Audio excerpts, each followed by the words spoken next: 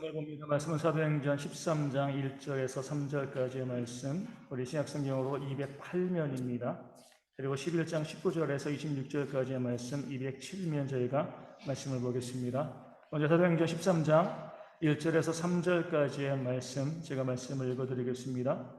안디옥 교회에 선지자들과 교사들이 있으니 곧 바나바와 니게르라 하는 시므온과 구레네 사람 루기오와 분봉왕 헤롯의 젖동생 마나엔과 및 사울이라. 주를 섬겨 금식할 때에 성령이 이르시되 내가 불러시키는 이를 위하여 바나바와 사울을 따로 세우라 하시니 이에 금식하며 기도하고 두 사람에게 안수하여 보내니라. 앞서 11장 19절에서 26절 말씀 한 장 넘기시면, 앞으로 넘기시면 됩니다. 제가 말씀을 읽어드리겠습니다.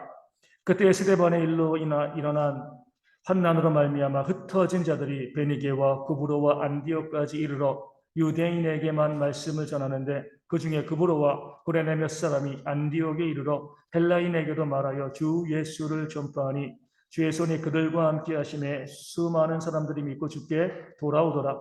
예루살렘 교회가 이 사람들의 소문을 듣고 바나바를 안디옥까지 보내니 그가 이르러 하나님의 은혜를 보고 기뻐하여 모든 사람에게 굳건한 마음으로 주와 함께 머물러 있으라 권하니 바나바는 착한 사람이요 성령과 믿음이 충만한 사람이라. 이에 큰 무리가 적게 더하여지더라. 바나바가 사울을 찾으러 다소에 가서 만남에 안디옥에 데리고 와서 둘이 교회에 1년간 모여 있어 큰 물을 가르쳤고 제자들이 안디옥에서 비로소 그리스도인의 일컬음을 받게 되었더라. 아멘.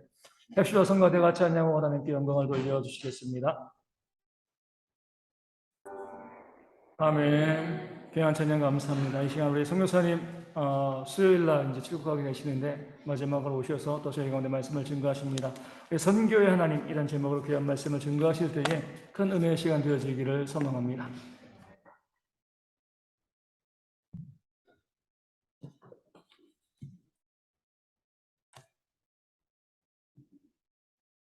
언제나 이렇게 우리 대흥교회 오면 너무너무 그 따뜻함을 많이 느끼고 또 저희 가정 또 저희 사역들을 많이 지지해주고 또 사랑해주신다는 것을 많이 느낍니다.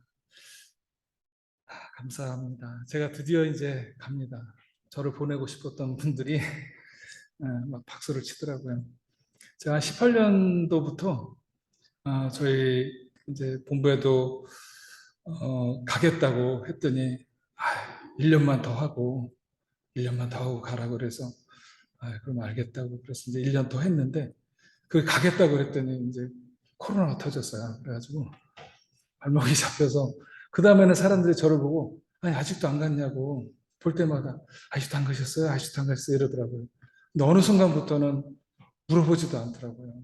그래서 사람들이 이제 시간이 오래돼 가니까 포기하는구나 그랬는데 한 3년 이상의 시간을 계속 이렇게 오랫동안 이제 기다렸던 것 같아요. 근데 그 시간 동안에 제가 여러 가지를 배우고 또 깨닫게 됩니다. 하나님께서 그 시간 통해서 선교에 대한 더 깊은 이해도 갖게 하시고 또 배우게 하시고 또 많은 생각들, 또 주도권이 또 하나님께 있는 것이구나라는 것들을 다시 한번 깨닫게 되었습니다. 내가 가고 싶은 장소, 또 가고 싶은 때, 내가 결정하는 게 아니구나. 하나님이 결정하시고 하나님이 이끌어 주셔야 내가 떠날 수 있고 또 선교할 수 있는 것이구나라는 것을 그 시간들을 통해서 다시 한번 깨달았습니다. 오늘 13장 1절에서 3절의 말씀 통해서 말씀을 나누고 싶은데요. 선교하시는 하나님, 선교의 주체가 하나님이시다라는 것을 우리가 말씀을 통해서 다시 한번 확신을 갖고 그 하나님을 붙들고 의지하기를 주의 이름으로 축복합니다. 하나님 없이 되지 않아요. 하나님이 철저하게 붙드시고 이끄셔야만 선교가 되고 또 교회가 세워질 수 있습니다. 오늘 13장 1절의 말씀을 같이 한번 읽어보겠습니다. 안디옥 교회에 선지자들과 교사들이 있으니 곧 바나바와 니게르라 하는 시므온과 구레네 사람 루기오와 분봉왕 헤롯의 젖동생 마나엔과 이 사울이라. 사도행전 7장에 보면 스데반 집사가 돌에 맞아 죽는 장면이 나올 때 그 많은 사람들이 돌을 던지고 있을 때 그 사람들이 벗은 옷을 사울이 이렇게 앞에서 맡아서 보면서 또 그 스데반 집사가 돌에 맞아 죽는 장면들을 그냥 딱 지켜보고 있죠. 마치 어느 조직의 중간 보스처럼 딱 뒤에서 지켜보고 있습니다. 그리고 8장 3절에 보니까 그 사울이 교회를 잔멸할세라고 되어 있습니다. 그 사울이 교회를 잔인하게 멸하고 있었다는 거죠. 근데 그랬던 사울이 오늘 본문에 보면 안디옥 교회에 선교의 전초기지로 쓰였던 그 안디옥 교회의 리더십으로 등장을 합니다. 어떤 일이 있었죠? 9장에서 다메섹으로 예수 믿는 자들을 잡으러 가는 그 길에 호련히 큰 빛으로 임하신 예수 그리스도를 만납니다. 그리고 그분의 음성을 듣습니다. 사울아, 사울아, 네가 왜 나를 핍박하느냐? 그러니까 그 음성 자체가 그 큰 빛이 이건 보통 사람이 어떤 인위적으로 만든 것이 아닌 것을 직감적으로 아는 거죠. 그래서 주여 누구십니까? 라고 묻는 거예요. 그러니까 어떤 신적 권위를 느낀 거죠. 임재를 느낀 거죠. 근데 자기가 듣고 싶지 않았던 이름이 나오는 거죠. 나는 네가 핍박하는 예수다. 갑자기 뭔가 불길한 예감이 들면서 시력을 잃어버리죠. 그리고 그 다메섹에 사는 아나니아라고 하는 제자에게 예수님께서 가서 사울에게 안수하라. 내가 이방을 위하여 쓸 그릇이다라고 말씀하십니다. 아나니아가 묻습니다. 그가 우리 교회를 핍박하고 잔멸하는 자가 아닙니까? 근데 내가 그 자에게 가서 안수하여 기도하라는 것입니까? 다시 한번 묻습니다. 근데 하나님께서, 예수님께서 그래라. 가서 기도하라. 기도하니까 뭐가 벗겨져요? 사도 바울의 눈에서 비늘 같은 것들이 벗겨졌더라. 그러니까 종교적인 어떤 우월감의 비늘이에요. 자기가 하나님 앞에 특별한 열심을 갖고 있는 사람이다. 그리고 나는 구별된 하나님의 선민이다. 종교적인 어떤 우월감과 자부심으로 가득한 그 비늘이, 율법의 비늘이, 종교의 비늘이 벗겨지는 거예요. 그러고 나니까 그가 하는 일이 바뀌어요. 예수가 누군지 정확하게 이해를 갖게 되고 하는 일이 반대로 바뀌어버립니다. 예수를 핍박하고 교회를 잔멸하던 자가 예수의 이름을 증거하고 교회를 세우는데 전 생애를 드립니다. 여러분, 그렇습니다. 예수님을 만나면 사람이 바뀌는 거예요. 누구든지 그리스도 안에 있으면 새로운 피조물이다라고 말씀합니다. 이전 것은 지나갔으니 보라 새 것이 되었다. 사도 바울이 확신을 갖고 고린도 교회 성도들에게 한 말이고 지금 이 시대에도 성경을 읽고 있는 우리들에게 하고 있는 메시지입니다. 자신이 완전히 새로운 사람이 된 것처럼 사도 바울은 누구든지 예수 그리스도를 만나면 그 사람은 바뀔 수밖에 없다. 여러분, 예수님과의 만남은요, 단순히 어떤 신비한 영적 체험을 말하는 것이 아닙니다. 내가 인생을 살아가는 데 있어서 철석같이 옳다고 믿었던 어떤 신념이나 철학이나 원칙 같은 것들이 무너지는 것을 말합니다. 그리고 그분의 말씀과 그분의 생각이, 그분의 판단이 내 삶의 기준이 되는 것입니다. 전에는 내가 아무렇지도 않게 할 수 있었던 그 일이 지금 예수 만난 이후에는 할 수 없는 일이 되어버리는 것.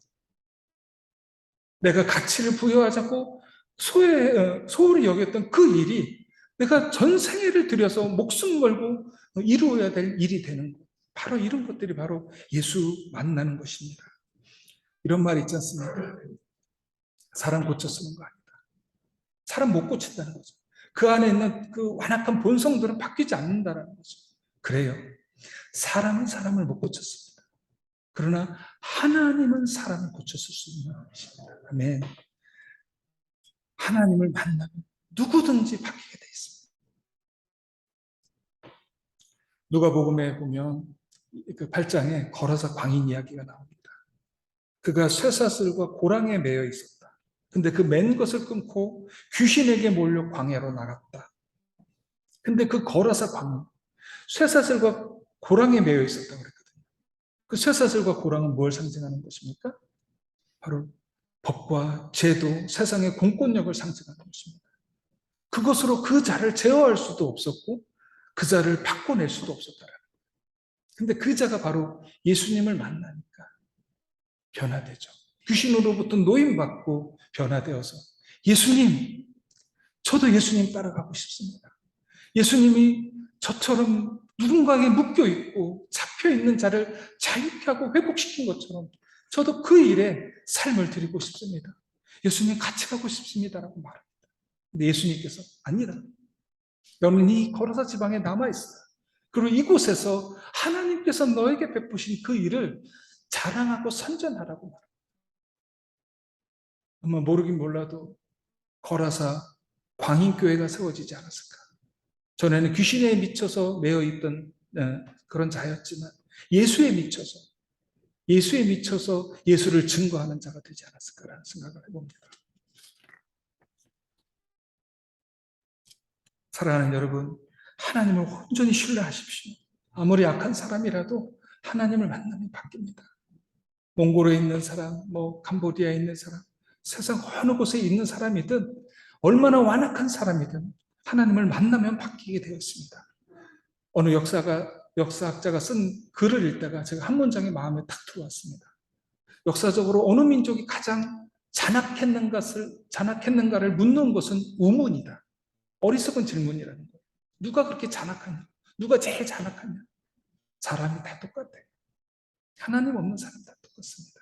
일본 사람이 잔악합니까? 우리는 안 잔악합니까? 다 똑같습니다. 근데 그 사람이 하나님을 만나면 바뀐다라는 거예요. 제가 몇 년 전에 유튜브에서 우리나라 아주 유명한 정치 깡패들의 그 스토리를 잠깐 보게 됐어요.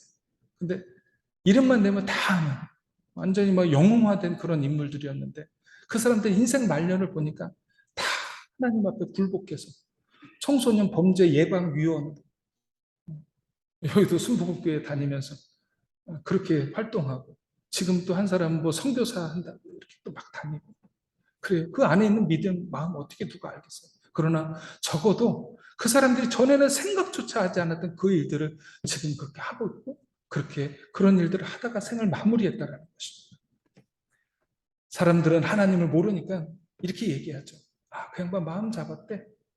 의지적 변화를 얘기하는 거죠. 근데 그 사람들 찾아가서 물어보면 뭐라고 얘기합니까? 나 마음 잡았어. 이게 아니죠. 나 하나님 만났어. 신앙적 변화인 거죠. 신앙적 변화. 그렇습니다. 여러분, 사람이요. 하나님을 만나야 돼요. 그래야 죄로 인해서 일그러졌지만 온전한 하나님의 형상을 회복할 수 있는 것입니다. 여러분, 야곱이요. 참 교활한 사람이었던 것 같아요. 형 에서가 받을 축복을, 장자의 축복을 받고 싶어서 아버지를 그렇게 속여서까지 그렇게 축복을 받아야 할 필요가 있을까라는 생각을 할 정도로 그렇게 아주 교활하게 이렇게 했던 것 같아요. 근데 그 야곱이 어쨌든 아버지 장자의 그 축복을 가로채고 외삼촌 라반의 집에 가서 살잖아요. 고생 많이 하죠. 그리고 형 에서를 만나기 전에 야복강에서 그 하나님의 천사, 하나님 씨름하죠. 그리고 이 환도뼈가 나가는 고통을 겪습니다. 그런데 그 환도뼈가 나가는 그 씨름 끝에 하나님께서 내가 너를 야곱이라 부르지 않겠다. 이스라엘이라 부르겠다라고 말씀합니다. 근데 규칙적이진 않아요. 그 뒷부분에 가니까 하나님께서 언제 그 야곱을 이스라엘이라고 부르는지 그게 보이더라고요. 보니까 48장인가 그 정도 가서 병상에 앉아있는 그 야곱을 하나님께서 이스라엘이라고 부르더라고요. 그전에도 몇 번 부르셨지만. 아니, 축복 받았어요? 바로 앞에 섰을 때 뭐라고 그랬어요? 내 나이가 몇이냐 그랬다. 내 137년 인생이 참 험악했습니다. 이렇게 얘기하고 사랑하는 외동딸 디나가 세겜에 놀러 갔다가 폭행당하고 또 정말 이뻐해서 색동 옷을 입혔던 그 요셉이라는 아들이 짐승에 물려 죽었다고 믿었었고 그렇게 험악한 인생을 살고 고생하다가 살았는데 하나님께서 마지막에 병상에 누워있는 그 이스라엘 야곱을 보고 이스라엘이라 부르시는 거예요. 여러분 인생은요 그런 거예요. 하나님께서 교활했던 야곱을 그 믿음의 아버지로 또 이스라엘 모든 민족의 아버지로 그 한 사람을 세우시는 거예요. 수많은 사건과 상황 속으로 하나님 우리를 몰아넣었어요. 그리고 수많은 사람들을 동원하세요. 근데 그 이유가 뭐냐면 바로 우리를 자라게 하시고 우리를 바꾸시기 합니다. 여러분, 지금 견디기 힘든 상황이 있을 수 있고 또 어떤 궁지에 몰린 것처럼 돌파구가 보이지 않을 때도 있습니다. 그러나 여러분, 하나님이 그 상황 속에서 우리를 다듬고 계시다라는 것을 믿으시기를 주의 이름으로 축복합니다. 우리는 반드시 하나님 뜻 가운데서 다rum을 받고 나의 모난 부분이 정을 맞는 고통이 있지만 온전한 하나님의 형상으로 회복될 것을 믿습니다. 그 13장 1절에 보면 예언자들과 교사들이라고 나옵니다. 여기 개역개정에는 선지자라고 나오는데 선지자하고 교사. 그래요. 예수님 믿고 나서 뭐 교회 공동체가 세워지고 또 선지자가 필요한가? 뭐 이런 어떤 뭐 질문을 던질 수도 있지만 우리 신학적인 얘기를 뒤로 하고 여러분, 이 사람들이 처음부터 선지자였고 처음부터 교사였냐는 거예요. 아니죠. 예, 누군가에게는 복음을 듣고 또 하나님의 임재와 하나님의 특별한 만지심을 경험하고 나서 체험하고 나서 또 말씀을 통해서 확신을 갖고 나서 삶을 드릴 수밖에 없고 또 선지자로서 교사로서 살아가게 되었다는 것이죠. 교회의 덕을 세우는 예언을 하고 또 복음을 가르치는 그 교사로서 그 공동체를 섬기는 것이 단순히 어떤 기능적인 것을 말하는 것이 아닙니다. 이 사람도 분명히 하나님 없이 살았던 사람이고 하나님 반대편에 서 있던 사람들입니다. 근데 이 사람들이 교회의 리더십으로 소개되고 있다. 저는 단순히 어떤 특별한 기능을 갖고 있어서 리더십으로 소개됐다고 생각하지 않습니다. 저는 삶과 그 가르침이 일치했다고 봅니다. 그래서 이 사람들이 안디옥 교회, 큰 무리가 있는 그 안디옥 교회의 리더십으로 이렇게 성경에 기록될 수 있지 않았을까라고 생각합니다. 제가 어제 그 스리랑카에서 20년 동안 그 말씀 사역하신 그 선교사님을 만나고 왔습니다. 근데 사모님이 지금 이제 좀 안 좋게 질병에 걸리셔서 국내에 들어와 계시는데 훈련팀으로 복귀하신 거예요. 63세세요. 63세인데 제가 물었어요. 선교사님, 스리랑카에서 어떤 사역하셨습니까? 그랬더니 저는 빅코리아 말씀사 그 빅코리아 사역을 했습니다. 그러더라고요. 그래서 너무 좋죠, 빅코리아 사역. 그랬더니 저한테 몽골에서 어떤 사역 하실 겁니까? 물으시더라고요. 그래서 저도 이주민 선교를 하면서 친구들 이렇게 생활에 정착하는데 필요한 지원을 하고 또 그들을 돕는 일들도 많이 했지만 상대적으로 만남 자체가 짧아서 말씀 전하는 사역에 대해서 아쉬움이 있습니다. 그래서 저는 몽골에 가서 큐티 스쿨하고 그다음에 1:1 제자 양육, 그다음에 통번역 같은 거, 목회자 포럼 이런 사역들을 저는 말씀 사역 중심으로 하고 싶습니다라고 했습니다. 그때 그 선교사님이 선교사님 1:1 하는 거 너무 좋습니다. 근데 그 1:1을 성경 공부처럼 하면 제자가 안 세워집니다. 이렇게 얘기하시더라고요. 그래요? 그랬더니 분명히 큐티를 목숨 걸고 해야 될 것입니다. 이렇게 얘기하시더라고요. 그러니까 큐티를 뭐 습관처럼 매 숙제처럼 이렇게 막 하는 게 아니라 그 큐티를 정말 깊이 묵상하고 하나님 말씀으로 자신의 내면을 날마다 성찰하고 그 하나님 주신 메시지를 가지고 그 하루를 살아내는 거예요. 그리고 그 말씀을 가지고 만남을 갖는 거예요. 그러니까 그 현지인들이 봤을 때 이 사람이 진짜 말씀과 삶이 일치하는 그런 교사구나 라는 것을 인정하면 이 사람은 제자로 세워진다는 거예요. 근데 그냥 성경 공부식으로 지식을 전달하면 이 사람은 제자가 안 된다는 거예요. 너무 큰 도전이었습니다. 제가 그동안 해왔던 일대, 제가 그동안 해왔던 큐티를 한번 돌아봤어요. 숙제처럼 큐티한 거 많았거든요. 원래 큐티라는 게 quiet time이라서 주님의 음성을 듣는 그거를 얘기하는 거거든요. 근데 주님이 말씀하실까봐 두려웠어요. 저기 오늘 바쁘니까요. 제가 나중에 얘기하시고 막 이러면서 혼자서 큐티책을 덮고 막 나가서 일을 도와주고 다녔던 그런 저의 모습도 보고 두려웠어요. 말씀하실까. 정말 숙제처럼 했어요. 이거를 오늘 큐티를 본문을 안 읽으면 사람들하고 나눌 나눌 게 없는 것처럼 그런 어떤 마음으로 숙제처럼 해왔는데 그게 아니구나. 정말 내가 이 큐티를 정말 오늘 하루를 내가 살아낼 수 있는 어떤 근간으로 힘으로 내가 생각하고 이 큐티를 하고 그것에 근거해서 오늘 하루 내가 만남을 통해서 하나님의 메시지를 전하고 가르쳐야 되겠구나 라는 그런 생각을 하게 되었습니다. 그런 삶 속에 하나님께서 기쁨도 주시고 분명한 확신도 주셔서 정말 세상에서 뭐 종교적 이력으로 흉내낼 수 없는 그런 아름다운 삶, 복된 삶을 이 교회에 선물해 주신 것 같아요. 리더십들에게. 또 한 가지 우리가 주목해서 봐야 될 것은 그들의 출신지나 인종적 배경이나 사회적 신분입니다. 5명의 이름이 있는데 여러분이 다시 한번 1절을 같이 한번 읽어주십시오. 안디옥 교회에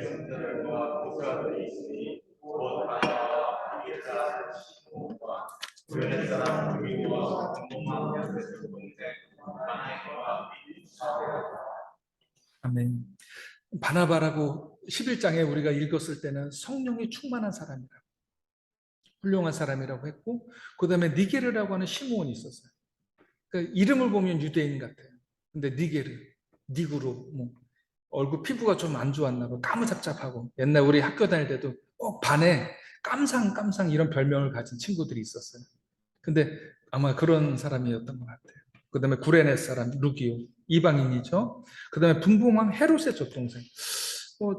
완전히 그 황실의 그 자손은 아니지만 그래도 상류층이었던 마나엔이라는 사람이 있었고 그 다음에 다소 출신의 사울이 있었다라는 거죠.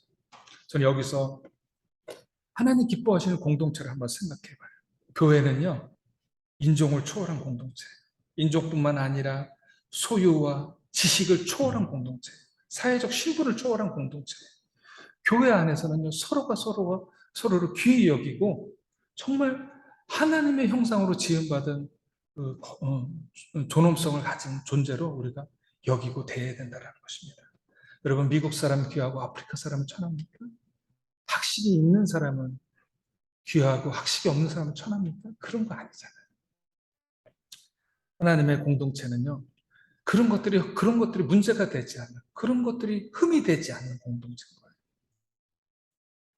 로마서 16장에 보면 사도 바울이 마지막으로 로마 교회 성도들한테 인사를 하는데 베베를 추천하면서 26명의 이름이 등장합니다.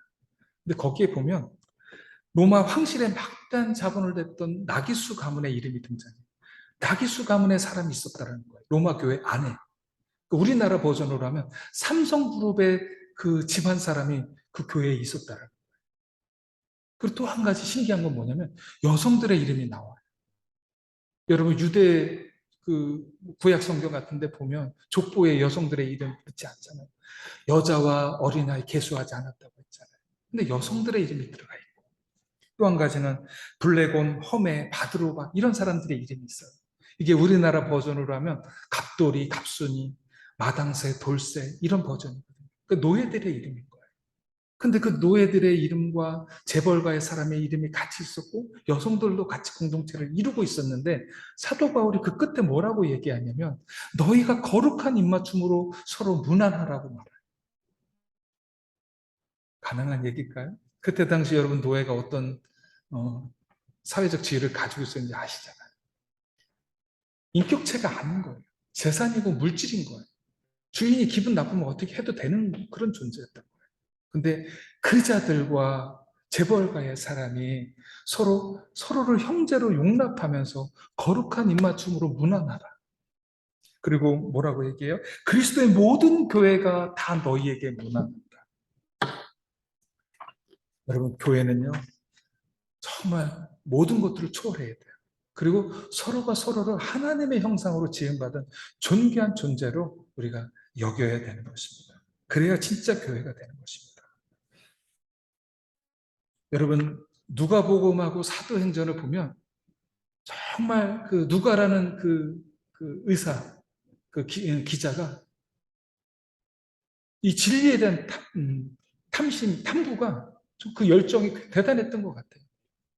정말 많은 사람들 찾아가서 물었고 또 한 사람 한 사람 만나서 교차 질문하면서 확인을 많이 했죠. 그러니까 누가복음에만 특별하게 기록된 기록들이 많이 있어요. 근데 그 누가복음과 사도행전을 통해서 도전하는 것 중에 하나가 뭐냐면 사람에 대한 이해예요. 여러분, 제가 조금 전에 누가복음 8장에 거러사 광인 얘기했죠. 그리고 누가복음에 보면 사마리아 사람들에 대한 이야기가 많이 나와요. 10명의 문둥병자 걸린 문둥병자 이야기. 근데 예수님께서 다 고쳐주셨어요. 근데 돌아가다가 돌아와서 예수님께 감사하다라고 인사드린 그 문둥병자는 바로 사마리아 문둥병자. 그 다음에 선한 사마리아인의 비유. 그죠? 제사장도 뭐 율법사도 다 그냥 피해서 도망가지만 그 선한 사마리아인이 그 강도 만난 자를 끝까지 책임지고 회복시키는 장면. 그리고 19장에 가면 누가 나와요? 삭개오가 나와요. 그 세리장이었잖아요. 그러니까 여리고성의 세리장이었던 그 삭개오를 다 사람 취급하지 않았던 거죠. 근데 예수님이 그 자를 찾아가셨다. 그리고 그 사람의 구원을 선포하셨다. 놀라운 이야기. 그러니까 이 누가복음과 사도행전이 우리에게 도전하는 건 뭐냐면 사람에 대한 그 이해가 네가 가진 해석이 100이 아니다. 사도행전을 보면 사마리아인이 성령 받는 기록이 있어요. 사마리아 사람 성령 받는 거. 그러니까 유대인들이 볼 때는 이게 기가 막힐 일인 거죠. 아니 사마리아 사람이 우리를 그렇게 모욕하고 우리를 그렇게 대적했던 그 사마리아 사람이 예수님께서 갈릴리에서 사마리아로 통행하실 때 예루살렘을 오려고 내려오실 때 사마리아 땅 지나가려고 할 때 어떻게 했어요? 가로막았죠. 못 가게 했죠. 그래서 예수님 돌아서 가셨잖아요. 요한이 뭐라 그래요? 하늘에서 불을 내려서 저자들 다 태워버릴까? 막 이렇게 얘기했잖아요. 예수님께 야단도 맞죠. 예수님 피해 가시잖아요. 근데 그렇게 예수님을 대적하고 또 유대인들을 핍박하고 그렇게 못 살게 굴었던 그 사마리아 사람들이 성령을 받았다. 정말 믿을 수 없는 일이죠. 여러분 혹시 오늘 이 말씀 들어서 한번 돌아봤으면 좋겠어요. 내가 가능성을 거둔, 내가 정죄버린 사마리아인은 없는지 한번 돌아봤으면 좋겠어요. 그리고 오늘 말씀을 통해서 그것들을 한번 제거해 봤으면 좋겠어요. 여러분, 그게 하나님 원하시는 말씀이에요. 하나님 원하시는 거예요. 그게 사라져야 성교가 되고 신앙생활이 제대로 돼요. 그래야 교회가 부흥해요. 그래요. 나에게 상처 준 사람 얼마나 믿겠어요. 그거 어떻게 용서해요? 용서 안 되지. 근데 주님이 그걸 원하세요. 그리고 그 자에게 호흡을 주셨다. 아직도 호흡을 주셨다라는 것은 그 자에게 가능성을 주셨다는 거예요. 그러니까 우리가 내가 보기에 조금 힘들고 정말 사람 같지 않은 어떤 인간이 있다 할지라도 그 해석이 100이 아니다라는 주님의 말씀을 우리가 듣고 순종함으로 그 사람 위해서 기도하고 하나님 없어서 그렇지. 하나님 못 만나서 그렇지. 하나님 만나면 그 사람도 새로운 피조물 될 수 있지. 그 고백을 가지고 그 자리 위해서 기도하는 인생이 되기를 주의 이름으로 축복합니다. 한 가지 조금 더 나누고 싶은데요. 그 성경에서 보면 여자와 어린아이는 계수하지 않았다. 남자만 계수했다. 그러니까 하나님이 여성을 하드한 존재로 생각하시는 그런 분인가? 여러분, 무슬림들은요, 그 증인의 숫자가 있어요. 4명인가 그래요. 근데 남자 4명이면 증인이 되는 거예요. 근데 여자 7명이면 증인이 안 돼. 3.5명이기 때문에. 여자는 반으로 보거든요. 그 증인이 증언이 성립이 안 돼. 이상한 거죠. 근데 성경을 대충 본 거야. 구약. 왜냐하면 민수기 27장에 보면 슬로바스의 딸들이 나와요. 근데 거기에 그 슬로보앗의 딸들이 자기 아버지 슬로보앗이 죽거든요. 근데 아들이 없어. 그러니까 아들이 없으니까 유산을 못 받는 거야. 기업을 못 받는 거야. 근데 이 슬로보앗의 딸들이 모세를 찾아가서 얘기합니다. 우리 아버지 슬로보앗이 그 당신을 대적하던 고라의 무리에 들지 않았다. 그냥 그가 자기의 죄악으로 죽었다.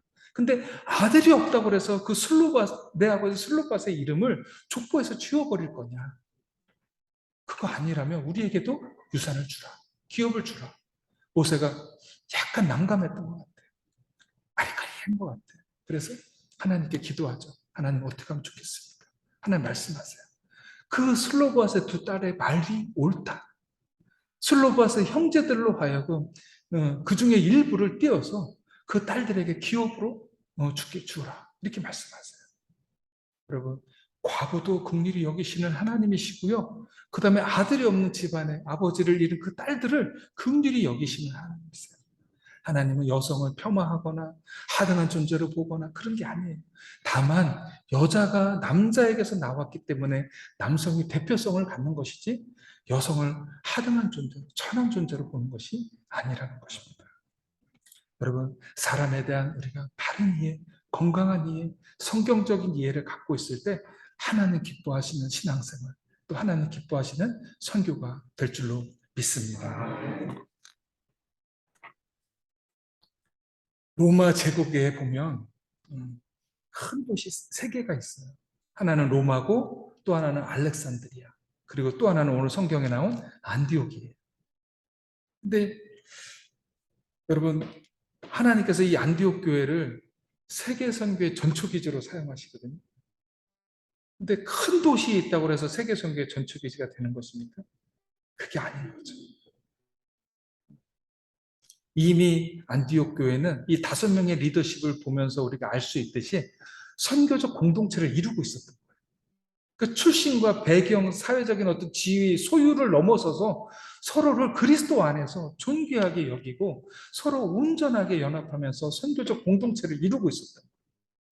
하나님 기뻐하시는 공동체로. 그래서 그 안디옥 교회를 통해서 그 복음이 열방으로 뻗어나가도록 성령께서 일하셨다는 것입니다. 저는 우리 대형교회가 그렇게 쓰임받기를 바랍니다. 정말 선교적 역량이 날로 커지는 그런 아름다운 교회가 되기를 주의 이름으로 축복합니다. 13장 2절의 말씀을 같이 한번 읽겠습니다. 주를 섬겨 금식할 때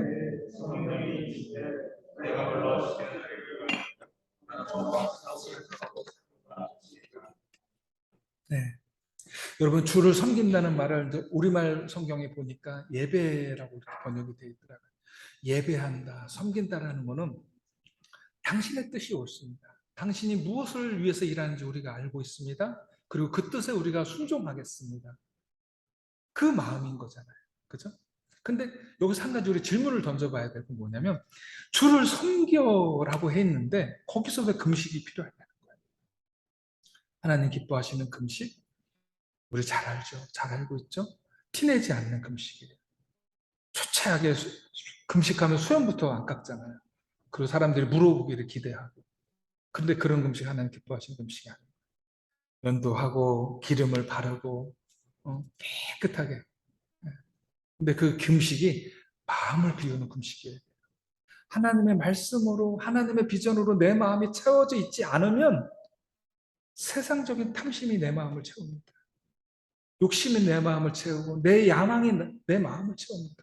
근데 금식을 한다는 건 뭐냐면 그것을 비우겠다라는 것입니다. 두 사람이 밤새도록 기도를 합니다. 근데 한 사람은 자기의 꿈, 자기의 바람을 놓고 기도합니다. 또 한 사람은 하나님의 꿈, 하나님의 의를 놓고 하나님 나라를 놓고 기도합니다. 둘 다 분량으로 보면 똑같이 밤을 새워 기도한 것이지만 그 내용의 질은 완전히 다른 거죠. 예수님께서 땀이 피가 되도록 기도하셨다고 했습니다. 근데 그러면서 하신 기도의 제목이 뭐냐면, 아버지여, 할 수만 있다면 이 잔을 내게서 지나가게 하옵소서. 그러나 나의 원대로 마옵시고 아버지의 뜻대로 하옵소서. 여러분, 자기를 비우고 내 뜻을 내려놓고 하나님의 뜻을 구하는 기도, 그것을 위해서 금식이 필요한 것입니다. 여러분, 내가 금식하는 이유, 또 내가 하나님 앞에 종교적 열심을 내는 이유, 또 내가 이 예배의 자리에 앉는 이유를 한번 우리 잘 깊이 생각해 보시기 바랍니다. 내가 왜 예배의 자리에 이 시간을 구별해서 앉아 있을까? 내가 왜 성가대 복을 입고 내가 찬양을 부르고 있을까? 그 마음의 순도를 한번 점검해 보세요. 그리고 정말 하나님을 온전히 섬기기 위해서 그러고 있는 것인지, 아니면 어떤 나의 바람, 또 나의 소원을 이루기 위해서, 복을 받기 위해서 그러고 있는 것인지 우리가 살펴봐야 되겠다는 것입니다. 또 한 가지는요, 금식하는 이유는 주도권이 주님께 있다라는 거예요. 주도권. 여러분, 내 학문으로 누군가의 학문을 무너뜨리기가 쉽습니까? 내 종교로 다른 이의 종교를 무너뜨리기가 쉽습니까? 저는 진짜 공부를 대충 해가지고 그 이슬람 공부를 하는데 너무 재밌는 거예요. 그래서 이거를 가지고 얘기하면 무슬림들이 바로 막 그냥 힘들어하면서 성경 읽자고 그럴 것 같은데 라는 게 있었어요. 뭐냐면 여러분 무슬림들한테 제가 물어요. 아브라함의 일생에 아들을 번제물로 바치라고 하는 사건이 2번 있었냐, 1번 있었냐 묻습니다. 그러면 무슬림들이 1번 있었지? 이렇게 얘기해요. 꾸란에도 1번이고 성경에도 1번이거든요. 그럼 그 아들이 누구냐 그러면 무슬림들은 이스마일이라고 얘기하고 성경은 이삭이라고 얘기해요. 장소는 어디냐 그러면 여기는 메카라고 그러고 여기는 부엘세베라고 얘기해요. 지리적으로 보면 1000km가 넘거든요. 그래? 그러면 성경이 먼저 기록됐냐? 꾸란이 먼저 기록됐냐? 성경이 당연히 먼저죠. 그죠?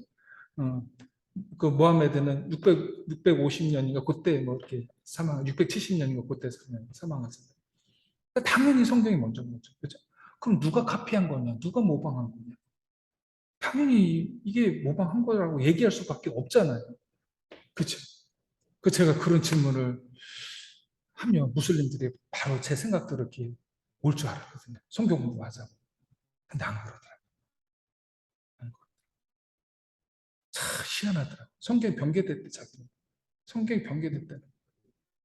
그러면서 구루마 얘기를 하더라고요. 구루마, 그 다음에 마차, 그 다음에 뭐 휘발유차, 그 다음에 전기차, 이런 식으로 얘기해요. 그러니까 예수보다 마호메트가 제일 마지막에 왔기 때문에 가장 온전한 선지자라는 예수보다. 예수는 구루마라는 거예요. 그리고 중간에 보면 있잖아요. 그러니까 더 이렇게 기능적으로 발달한 그런 식으로 논리를 얘기하고 갖고 있더라고요. 그래서 이게 이렇게 되는 게 아니구나라는 것을 그때 알았어요. 성령께서 역사하셔야만 그 한 사람이 자기가 갖고 있던 철학, 원칙, 신념, 종교 이런 것들이 허물어지고 예수를 주로 그리스도로 영접할 수 있는 것이구나라고 깨달았다는 것입니다. 여러분, 금식은요, 내 실력으로 안 됩니다. 하나님이 하셔야만 합니다라는 고백입니다. 여러분, 금식을 해야 되는 이유가 뭐냐? 성경은 특별히 그래요. 호기를 내려놓아야 돼요. 호기. 여러분, 이 안디옥 교를 잘 생각해 보세요. 예루살렘 교회가 예수님 부활하시고 승천하신 다음에 불과 몇 달이 되지 않아서 10,000명이 넘는 교회를 성장했어요. 그죠? 베드로가 설교할 때 하루에 3,000명이 또 5,000명이 회개하고 들어왔단 말이에요. 그럼 다른 제자들을 놀았어요? 아니죠. 다른 제자들 나가서 전도하고 복음 전했단 말이에요. 모르긴 몰라도 10,000명이 넘는 교회가 됐단 말이에요. 근데 스데반의 일로 핍박을 받은 거예요. 공권력이 투입이 되니까 교회가 텅 비어버렸어요. 사도들만 남았어요. 망한 것 같았어요. 근데 어떻게 해요? 하나님 그 사람들을 흩으셔서 곳곳에서 복음을 전파하게 하시고 안디옥 교회를 준비하신 거예요. 세계 선교의 전치기지였던 안디옥 교회를 준비하신 거예요. 근데 그곳에서 그 많은 사람들이, 그러니까 바나바 목사님이 와서 더 믿는 자의 수가 더해지고 또 바울 목사님 데리고 와서 또 교회가 얼마나 이렇게 성장했겠어요. 큰 무리가 더해졌다고 그랬으니까. 근데 그 사람들이 뭐예요? 막 자부심을 갖고 있는 거죠. 우리 교회에 대한 자부심. 바나바 목사님 따뜻하잖아요. 그죠? 그 다음에 바울 목사님.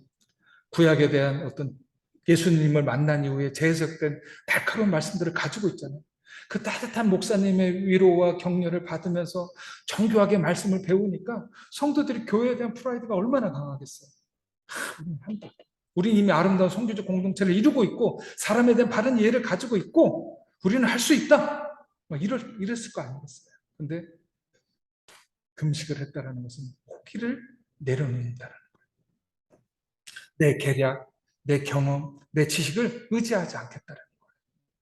전쟁은 누구에게 있다? 하나님께 있다. 하나님께 속한 것이다. 여러분 여호수아를 통해서 가나안 정복 전쟁을 할 때 요단강 건너가잖아요. 그 첫 번째 지점이 길갈이에요. 길갈. 근데 길갈에서 하나님께서 무엇을 요구하세요? 자, 지금부터 매일 아침 체력 훈련을 30분씩 하도록 해라. 이렇게 얘기하셨어요? 아니죠. 할례 받으라고 말씀하세요. 전투력을 내려놔야 되는 거야. 저 중학교 때 그 이제 할례 받은 친구가 봤는데 컵을 끼고 어기정 걸어 다니는 그 모습들을 봤어요. 너무너무 힘든 거거든. 근데 하나님께서 왜 이스라엘 백성들에게 요단강을 건너자마자 그 길갈에서 할례 받으라고? 그것은 뭐냐면 이 전쟁 내가 한다. 그 정복 전쟁 내가 한다. 그러니까 그 호기를 내려놓으라는 거예요. 그동안에 쭉 그 수많은 이제 그 대적들을 물리치면서 요단강 건너까지 왔는데 요단 건널 때도 난리가 났잖아요. 그죠? 물이 갈라지고. 근데 그런 모든 것들을 체험하면서 얼마나 의기가 충만해 있겠어요. 근데 그거를 뭐 해라? 내려놔라. 제가 12년도 어려운 일 겪고 13년도에 제가 그 하나님 말씀을 듣고서 어떻게 이제 그럼 다시 재기해야 되겠다. 순종해야 되겠다. 그래서 기도 끝에 준비한 사역이 전도단 사역이었어요. 그래서 우리 청년들하고 비전을 나누고 나 이렇게 하고 싶다. 같이 하자. 그래서 같이 이제 전도단을 만들어서 전도단 사역을 하는데 제가 그 전도단 사역을 다 기획하고 책을 두 권을 이렇게 뭐 부족하지만 책을 두 권을 만들어서 어머니한테 이렇게 나눌 기회가 있었어요. 근데 우리 어머니가 그러더라고요. 제 얘기를 다 듣더니 끝에 아들아 계획이 너무 좋다. 계획이 너무 좋아. 이렇게 얘기하시더라고요. 그러고 나서 그런데 하나님이 일하실 틈이 보이지 않는구나. 이렇게 얘기하시더라고요. 저는 깜짝 놀랐어요. 우리 어머니가 그렇게 홀리하신 분이 아니신데 웬일이신가. 근데 정말 어머니를 통해서 주시는 성령님의 음성이었어요. 아, 그렇구나. 내가 이거 정말 하나님께서 이 사역을 이끌어 가시고 하나님께서 이 사역을 기뻐하신다는 것을 내가 그냥 배제하고 사역을 시작했구나라는 그것을 알게 됐어요. 여러분 그렇습니다. 제가 오늘 저희 가족이 몽골로 파송받는 자리이고 또 몽골 선교를 위해서 우리가 의기투합하는 그런 자리입니다. 그러나 오늘 이곳에서 하나님께서 원하시는 것은 우리 호기를 내려놓는 거예요. 우리는 선교하는 공동체다. 우리는 숫자는 적지만 우리는 선교한다. 또 저도 그동안에 7년 동안에 있었던 이주민 선교를 통해서 갖고 있었던 경험이나 어떤 지식이나 배움을 다 내려놓아야 하는 자리입니다. 그래야 하나님 일하신다. 그래서 오늘 이 말씀을 통해서 우리가 호기를 내려놓고 더욱더 성령 하나님의 인도하심을 의지하면서 우리가 함께 기도하고 금식하기를 주의 이름으로 축복합니다. 11장 21절 말씀 같이 한번 읽겠습니다. 여러분 읽어주십시오.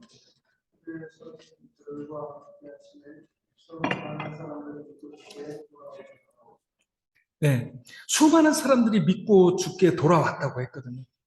어떤 방법이 있었습니까? 어떤 특별한 도구가 있었습니까? 좋은 프로그램이 있었습니까? 아니죠. 주의 손이 함께 하시네. 예, 여러분 성령이 역사하시고 주의 손이 함께 하셔야만 교회 공동체가 세워지는 것입니다. 우리 먼저 보낸 성도들 숫자가 꽤 되거든요. 근데 그 성도들 중에 농담으로 저한테 이제 이렇게 얘기하는 친구들이 있어요. 목사님 오면 우리 교회 바꿉니다. 교회 옮깁니다. 이렇게 얘기하는 거예요. 저희 집에 이제 집에 와서 예배하겠다는 거예요. 저희 집에서 같이 교회 만들자는 거예요. 근데 교회가 그렇게 해서 되는 게 아니잖아요. 그죠? 저희 친구들 제가 영적 그 상태나 이런 것들도 제가 잘 알고 있고 그래서 제가 2년 동안 언어도 열심히 공부하겠지만 우리 친구들하고 정말 큐티하고 삶을 나누고 또 성경 공부도 열심히 할 거예요. 그리고 나가서 전도도 열심히 할 거예요. 네, 그런 어떤 일련의 과정들을 우리가 다 같이 겪고 그게 우리 안에 어떤 추억으로 또 공통분모로 견고하게 자리할 때 그때 우리가 성령께 기도하며 교회 공동체를 한번 세워 나갔으면 하는 그런 바람입니다. 여러분 함께 기도해 주십시오.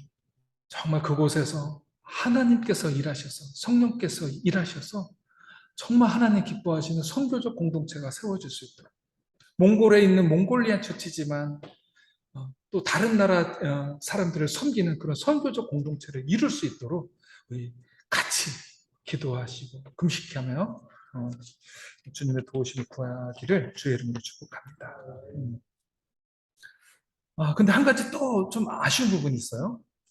성령께 주를 섬겨 금식하며 기도할 때 성령께서 말씀하시는 거예요.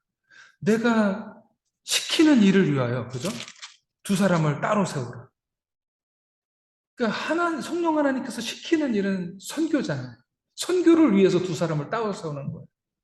근데 아까도 제가 잠깐 말씀드렸지만 바나바 목사님 정말 따뜻한 목사님이잖아요. 그 뒤에 이제 예루살렘 회의를 끝나고 나서 바나바하고 사울이 크게 싸워요. 그리고 완전히 갈라서요. 두 사람이. 뭐 때문에 갈라서냐면 마가 1차 전도 여행 때 그 낙오했던 마가를 다시 데리고 가느냐 아니냐를 놓고 두 사람이 크게 싸우거든요. 근데 바나바 목사님은 자기 생질이기도 하지만 마가를 그대로 두면 안 된다.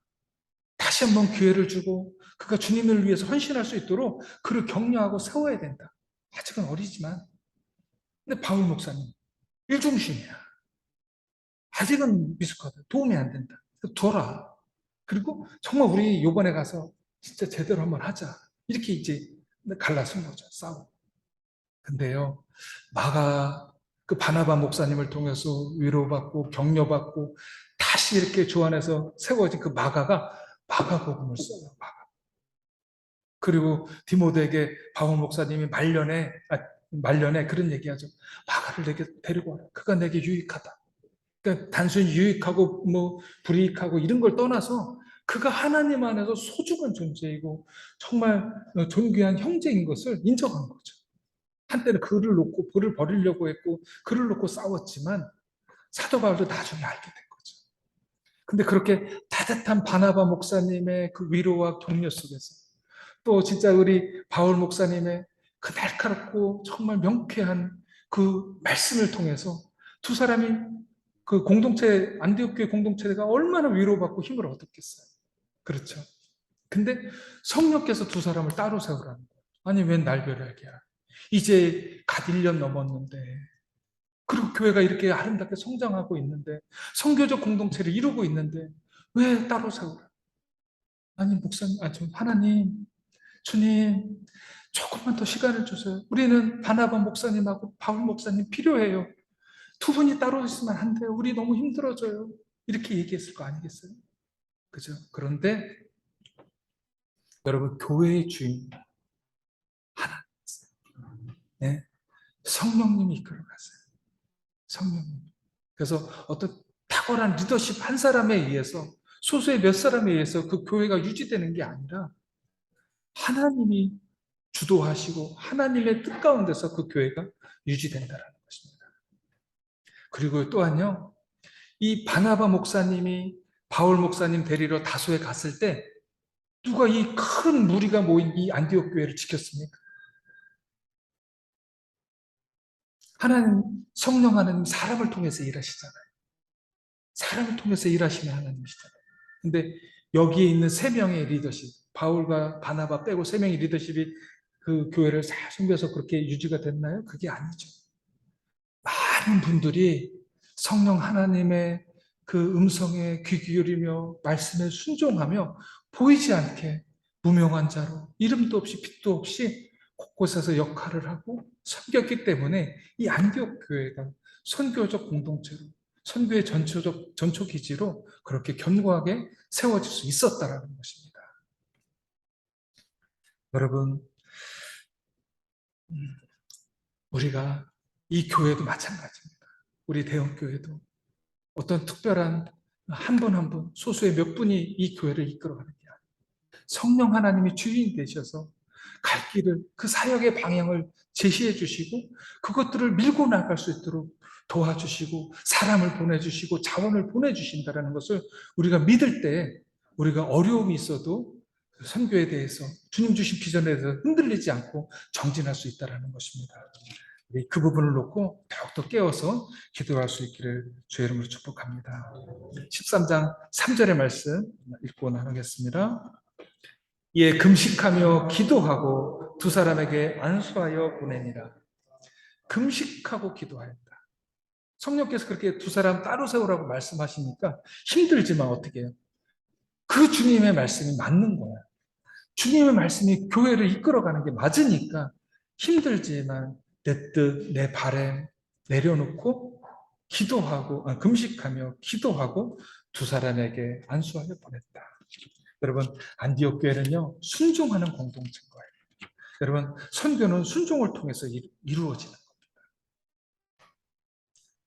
하나님의 그 말씀에 세밀하게 귀 기울이고 주의 말씀에 온전한 마음으로 순종할 때 아름답게 선교가 이루어진다는 것입니다. 여러분, 제가 처음에 신학교 갈 때 제가 몽골 선교사로 떠날 거라고는 꿈에도 생각을 못했습니다. 꿈에도 생각을 못해요. 제가 온누리 교회에서 사역을 한다? 꿈에도 생각을 못했고요. 진짜 알 수 없는 것 같아요. 저는 저를 볼 때 제가 목회자가 되는 것조차도 저는 생각을 못했던 사람이에요. 제가 군대를 제대하고 왔는데 어머니가 하나님께서 나에게 보여주신 게 있어. 아들아, 너가 하나님은 너를 부르시는 것 같아. 막 이렇게 얘기하셨거든요.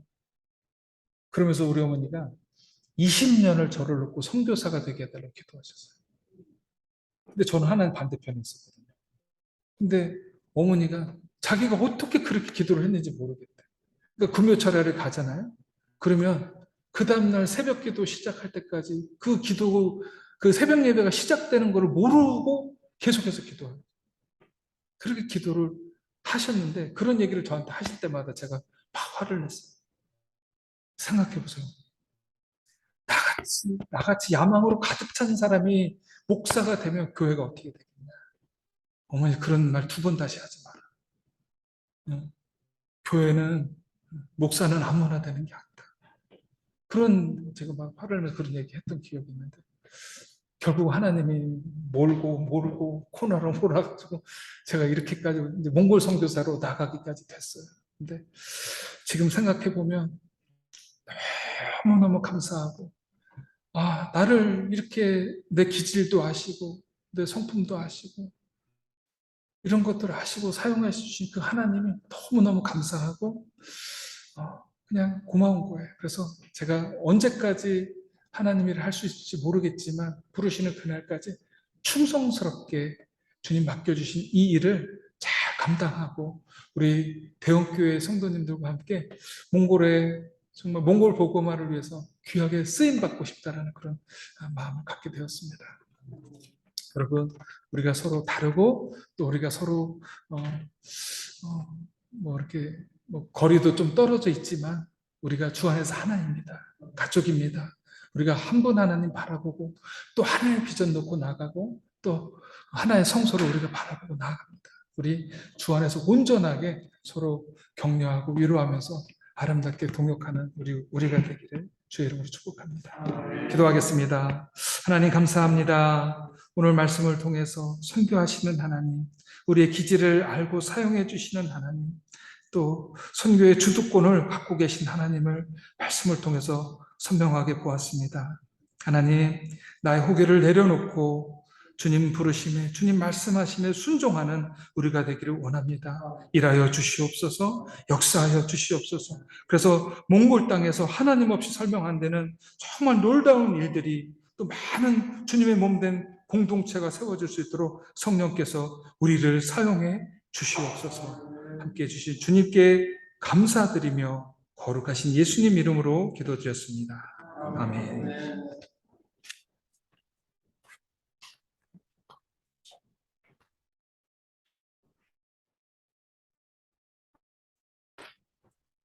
귀한 말씀 감사합니다. 우리 찬송가 495장 함께 찬송하도록 하겠습니다. 495장입니다.